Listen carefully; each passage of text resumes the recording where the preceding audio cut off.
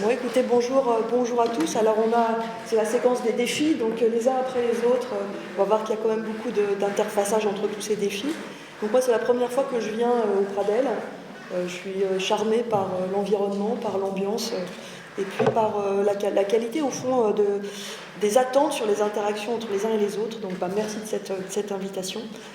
Alors, moi, je suis directrice scientifique adjointe agriculture à INRAE, mais mes sujets de recherche initiaux, c'était sur la génétique et la génomique animale. Et donc, mon unité de rattachement, elle est à Jouy-en-Josas, c'est l'unité Gabi.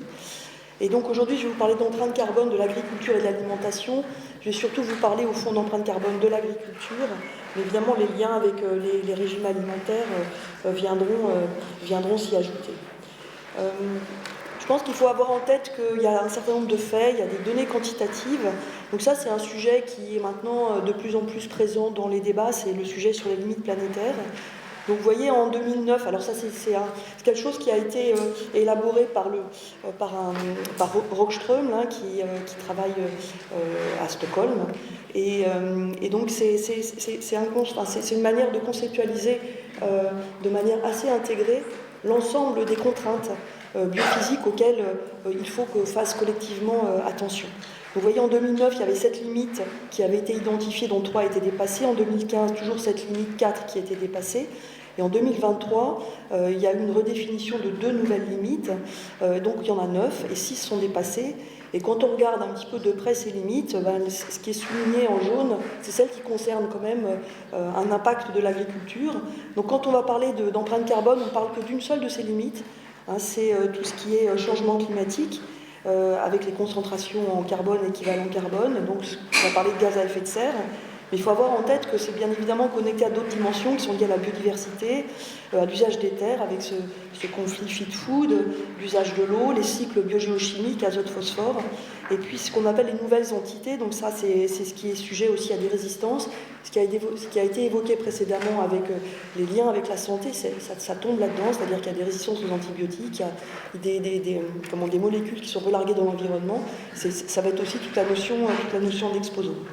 Donc vous voyez qu'en fait, parler de décarbonation, c'est parler d'un petit sujet parmi plein d'autres qui concernent au fond les limites auxquelles il faut qu'on fasse attention. Alors moi je suis pas une géophysicienne, je suis pas une spécialiste de la géophysique du globe, mais bon, c'est peut-être bien de rappeler au fond un certain nombre de définitions, ce qu'on va appeler empreinte carbone, alors évidemment à l'échelle du monde, mais à l'échelle de la France. Et puis ensuite, qu'est-ce qui est un peu un gaz à effet de serre, et puis comment on va les classer un peu en niveau de contribution au réchauffement climatique. Donc l'empreinte carbone, c'est la quantité de gaz à effet de serre induite par la demande finale intérieure. Donc c'est l'hexagone et l'outre-mer, et ça prend en compte des biens ou services consommés, produits sur le territoire national ou importés. Et alors ensuite, il va y avoir ce qu'on va considérer comme étant des métriques, c'est-à-dire les émissions de gaz à effet de serre.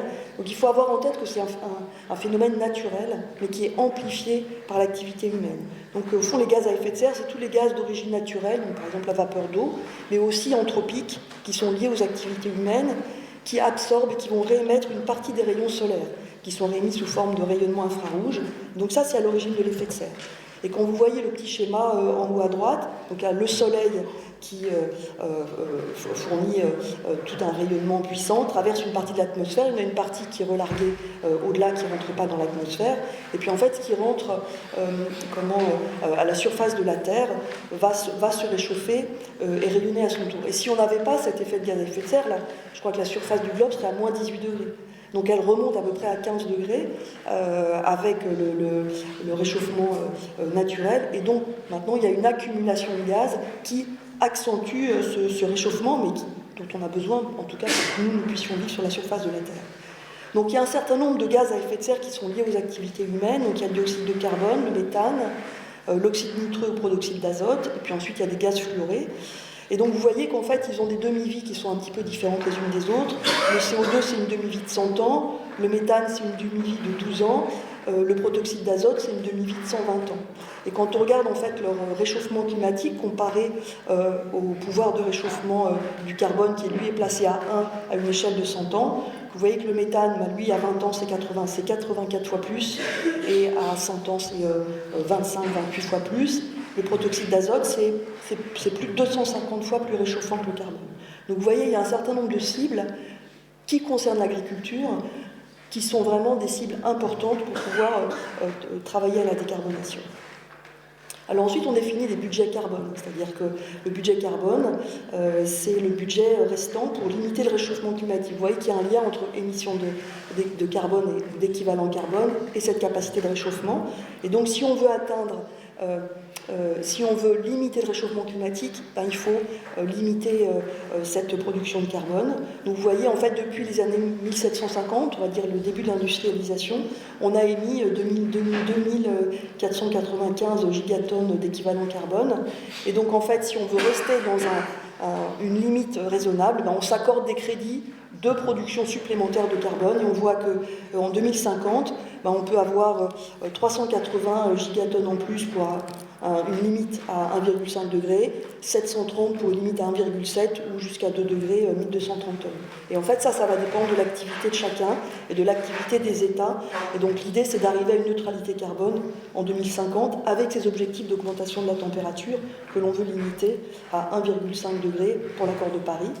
Et on voit bien qu'on est sur des trajectoires qui sont un petit peu plus qu'à 1,5 degré par rapport au début de l'ère industrielle. Donc ensuite, alors évidemment, ça c'est la vision mondiale, et ensuite il faut avoir des stratégies nationales, c'est-à-dire que là, je ne sais pas si on est directement dans la géographie, mais en tout cas, on est dans la déclinaison à l'échelle de chacun des États, avec un certain nombre de politiques publiques et l'ensemble des collectifs qui vivent dans ces pays-là. Il faut définir des stratégies, avec ici comme objectif de long terme, c'est vraiment la neutralité carbone en 2050, et donc la réduction de l'empreinte. Donc il y a une trajectoire de décarbonation, on ne peut pas y arriver d'un jour à l'autre, donc il y a une trajectoire de décarbonation qui va se décliner dans le temps, et elle est fondée sur un ensemble de mesures et aussi d'hypothèses par secteur, parce que tous les secteurs n'émettent pas au même niveau, et on reviendra sur les émissions qui sont liées au secteur de l'agriculture.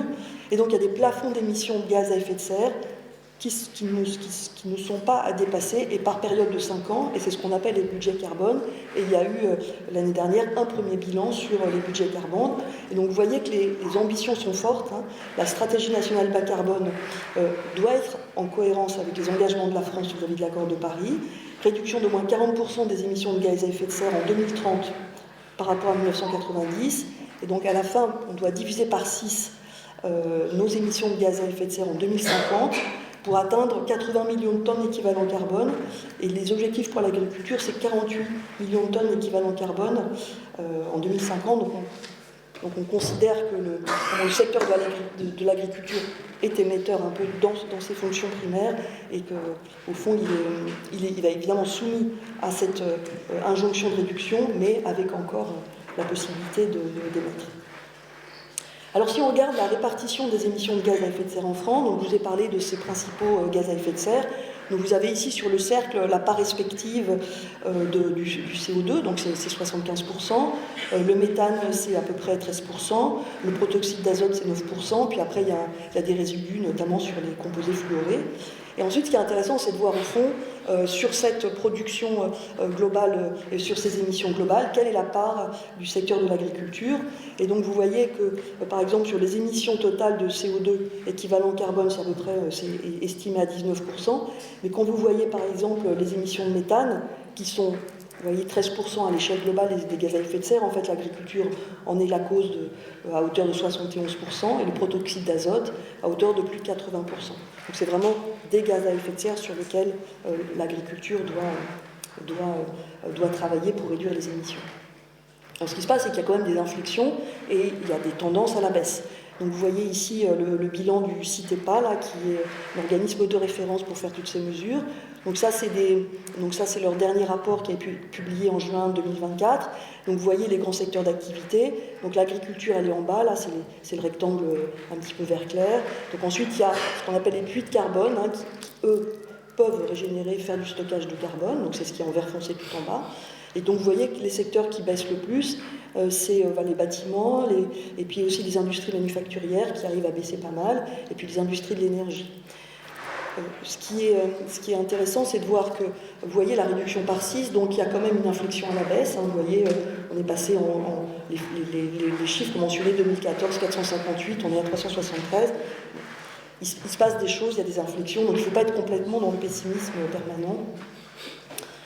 Ensuite, si on regarde un petit peu la répartition ensuite de ces gaz à effet de serre dans le secteur agricole, donc vous voyez que les engins et les moteurs, c'est à peu près 14%, les cultures 26%, l'élevage, c'est le principal producteur à presque hauteur de 60%.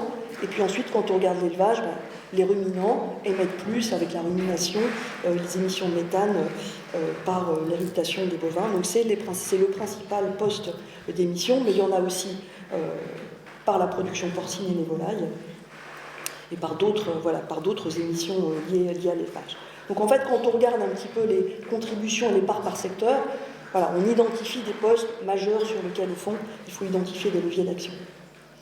Alors, je vous ai montré une courbe qui précisait, au fond, les inflexions. C'est loin d'être parfait, mais des petites inflexions à la baisse quand même. Et donc, si on regarde les émissions des gaz à effet de serre en France, donc elles ont diminué d'à peu près 6% entre 2022 et 2023, hors puits de carbone. Donc le budget de carbone est à peu près respecté sur la période 2019-2023. Tous les secteurs participent, y compris l'agriculture. Mais si on regarde le secteur de l'agriculture, il y a participé essentiellement par la diminution de la taille des cheptels bovins et aussi par la moindre utilisation de fertilisants azotés minéraux. Et vous avez sur la droite les effectifs des élevages bovins, et ça c'est une vraie préoccupation parce que même si au fond on peut faire des liens entre consommation de viande, production de viande, il y a quand même cette inflexion à la baisse des cheptels interroge évidemment les filières, s'inquiètent de cette baisse d'effectifs et jusqu'où elle va aller, parce que lié à ça, il y a aussi l'attractivité du métier d'éleveur. Donc vous voyez, en 2024, il y a 17,6 millions de bovins, 13 millions de porcins, près de 160 millions de volailles en France. Alors ici, c'est un schéma intéressant parce qu'il permet de comprendre au fond quels sont par secteur, au fond, quels sont vraiment les postes d'émissions et de polluants qui sont associés en agriculture et puis aussi en sylviculture. Donc évidemment, c'est un petit peu schématique, mais ça donne un petit peu aussi Donc ici, c'est un focus sur l'élevage. Donc vous voyez au fond, là où il y a beaucoup d'émissions de méthane, de protoxyde d'azote, notamment, c'est sur les animaux à la pâture. Et puis ensuite, évidemment, il y a tout ce qui est fermentation entérique avec la production de méthane. Ensuite, il y a la fertilisation azotée qui est aussi utilisée pour l'entretien des prairies. Ensuite, il y a les bâtiments d'élevage. Et puis après, il y a le stockage de fumier et de lisier. Après, il y a d'autres postes là que je n'ai pas mis en jaune parce que c'était pour faire un focus sur l'élevage. Donc on voit qu'il y a des sous-secteurs, des sous-activités agricoles sur lesquelles on peut porter un effort, essayer de faire et de la recherche et de l'innovation pour trouver un certain nombre de solutions. Alors je voudrais juste, parce qu'on parle beaucoup des émissions de méthane par les ruminants, vous illustrer au fond des exemples de solutions qui existent et qui peuvent se déployer sur le terrain. Les vaches, elles émettent du méthane, pas parce que quand elles, lors de ce mécanisme complètement, de ce mécanisme biologique de la rumination, et donc c'est par l'éructation des vaches, c'est par les rots des vaches en fait que sont émises que sont émis le méthane. Et donc en fait, il y a des stratégies alimentaires, c'est-à-dire qu'il y a des compléments alimentaires qui vont pouvoir baisser la production de méthane. Vous avez peut-être entendu parler des algues rouges par exemple. Et il y a aussi des travaux qui sont conduits en génétique parce que les vaches n'émettent pas toutes la même quantité de méthane chaque jour. Donc en fait, il y a des travaux qui ont été conduits pour essayer de savoir au fond est-ce qu'il y avait des vaches qui étaient plus émettrices que d'autres.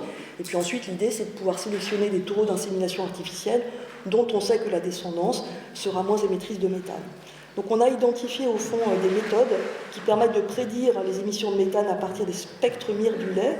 Et ça fait appel à des connaissances un peu en biologique. Donc là, vous avez ici, au centre de la phage, vous avez le rumen.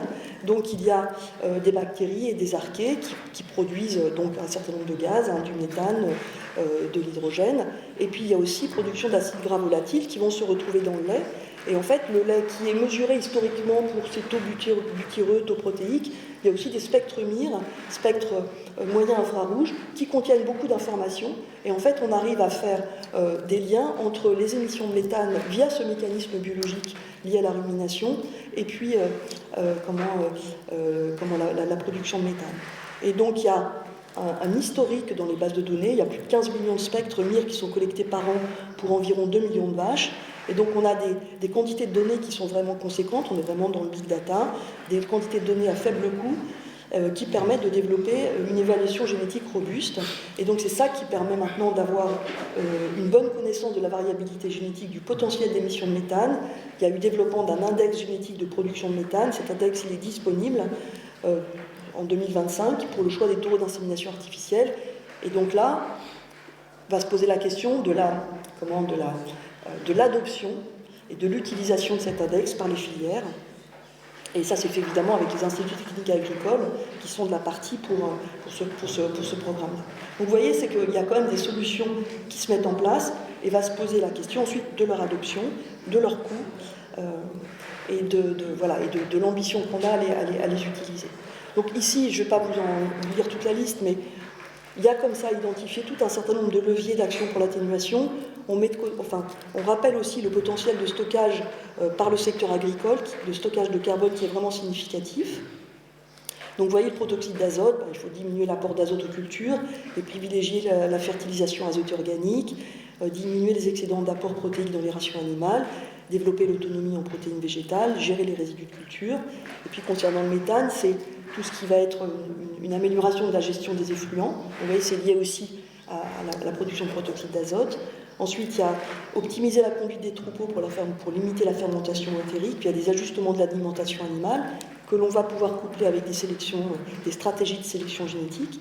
Et puis il y a aussi tout ce qui est l'efficience, et ça c'est ce qu'on appelle aussi un peu l'efficience méthane, c'est-à-dire réduire le nombre d'animaux non productifs, avoir des animaux d'une plus grande longévité, avoir des vélages plus précoces.